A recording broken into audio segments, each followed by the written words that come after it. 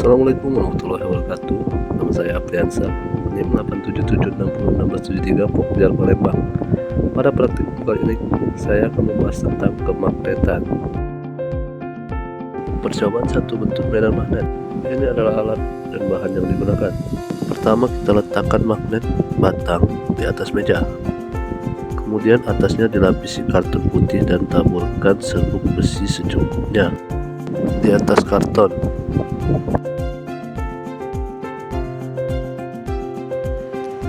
Ketuk-ketuk kertas karton secara perlahan, gerakan hingga magnet membentuk gambar. Kemudian yang kedua, susun seperti gambar tersebut. Kita ulangi lagi, kita taburkan serbuk besi di atas karton putih.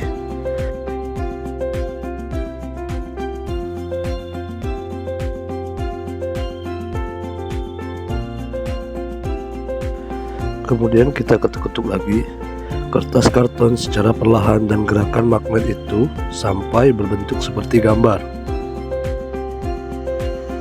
Kemudian kita susun magnet batang dua sisi, selatan dan selatan didekatkan. Kemudian di atasnya kita lapisi dengan kertas karton putih dan kita taburkan serbuk besi secukupnya.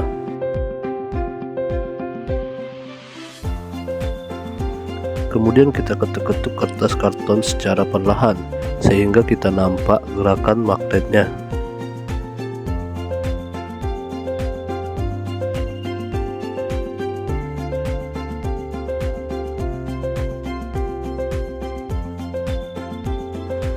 Kemudian kita susun lagi magnet batang berdiri, kemudian kita lapisi atasnya dengan karton putih dan kita taburkan secukupnya pasir besi.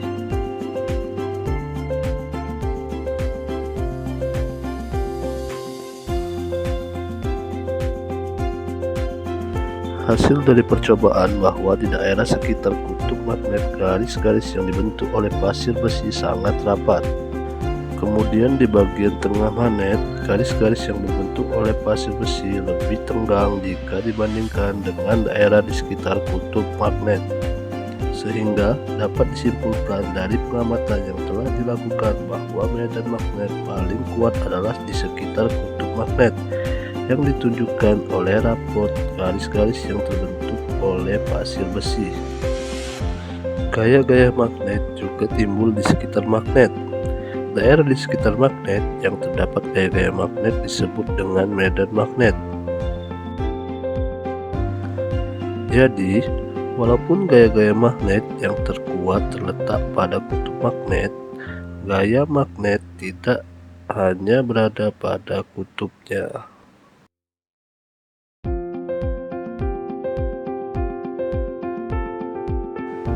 Mengamati gejala medan magnet. Ini adalah alat dan bahan yang digunakan. Pertama, kita rangkai peralatan seperti pada gambar. Kemudian kita ambil arus listrik ke dalam pengantar dengan menutup saklar es. Nah, seperti ini. Kemudian buka saklar es, balik polaritas baterai, kemudian alirkan kembali arus listrik melalui pengantar dengan menutup saklar.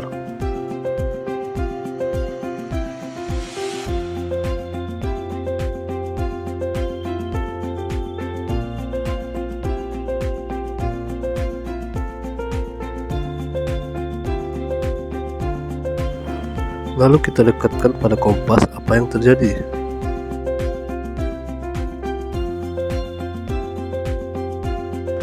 Ternyata jarum kompas menyimpang ke kanan.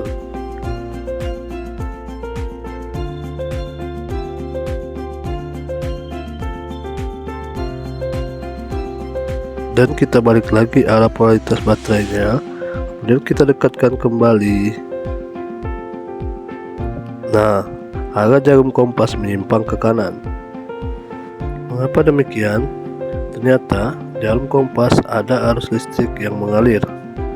Kita perhatikan kembali arah jarum kompas mengarah ke arah kanan dengan polaritas yang berbeda.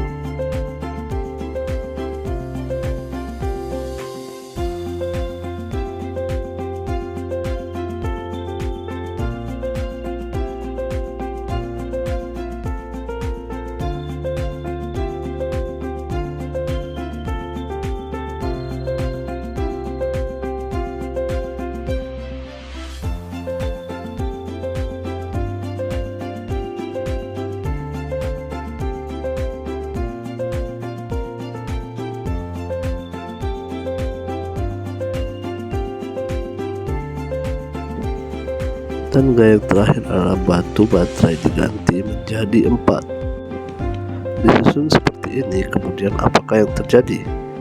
Kita perhatikan bagaimanakah arah jarum kompasnya.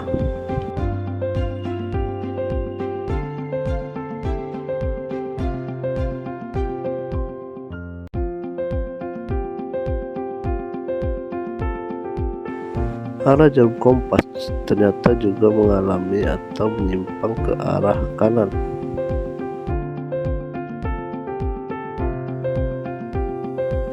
Hal ini membuktikan bahwa makin besar aliran listrik, maka makin besar pula gaya magnet yang terjadi.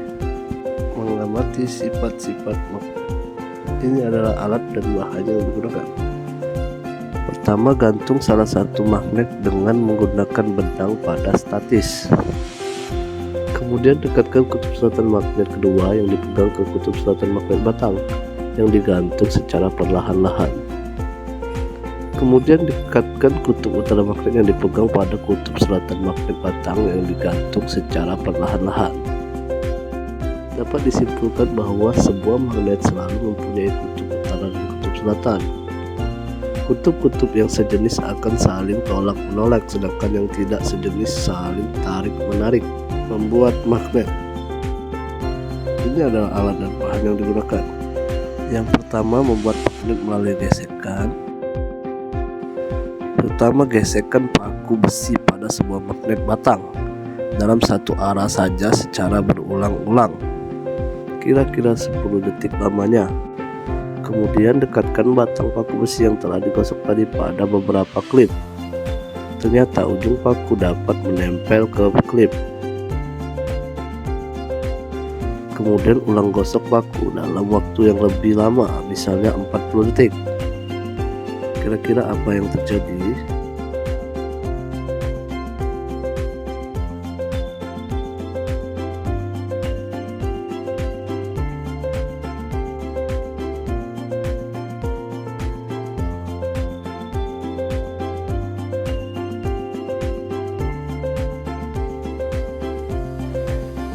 Ternyata paku besi dapat menarik klip kertas lebih kuat, sehingga banyak klip kertas yang tertarik pada ujung paku.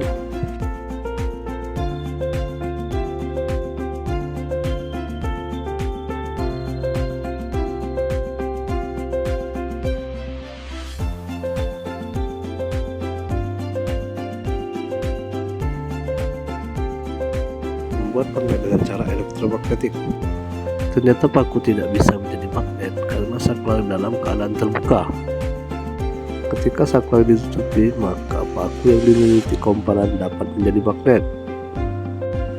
Karena saklar terlilit tertutup sehingga arus listrik dapat mengalir.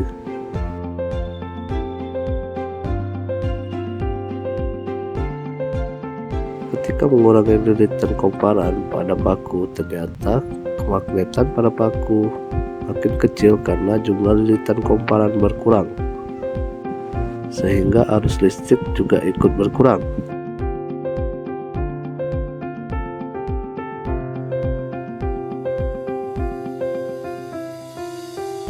Makin besar kemagnetannya sehingga arus listrik yang bertambah kuat.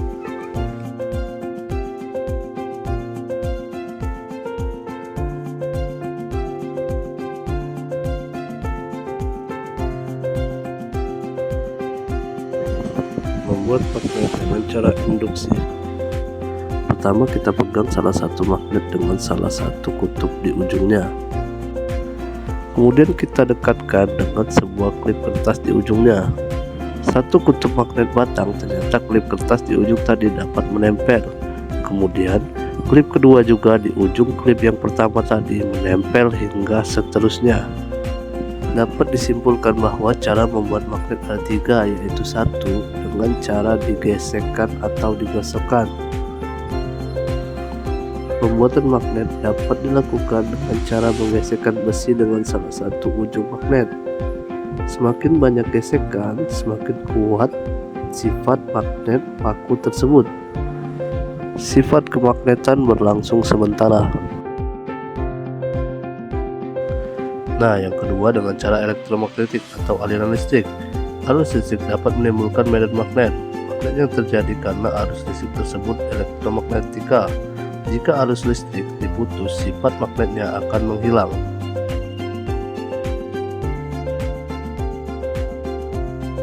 Yang ketiga, dengan cara induksi. Benda magnet yang menempel pada magnet yang menjadikan sifat seperti magnet. Benda ini dapat menarik benda-benda magnetis lainnya. Jika benda dilepaskan dari magnet, maka sifat kemagnetannya akan hilang.